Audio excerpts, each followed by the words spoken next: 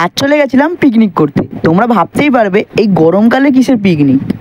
আমরা যেই কোর্সটা করছি আর কিছুদিন পরে শেষ হয়ে যাবে, আর সবাই যে যার মতো কাজ পেয়ে গেলে সবাই আলাদা হয়ে যাব। তাই জন্য একটা ছোট করে পিকনিক করে নিলাম আমরা। আর পিকনিকটা হচ্ছিল আমাদেরই এক বন্ধুর বাড়ি। ট্রেন থেকে নেবে আমি উঠে পড়লাম ম্যাজিকে।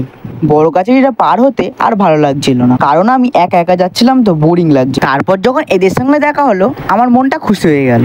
আর আমরা পৌঁছে গেলাম স্পটে, মানে আমাদের বন্ধুর বাড়িতে। আর জায়গাটা দেখছো কতটা সুন্দর, চারিদিকে শুধু পুকুর আর বাগান। আসতে না আসতেই আমরা খেয়ে নিলাম চপ আর মুড়ি।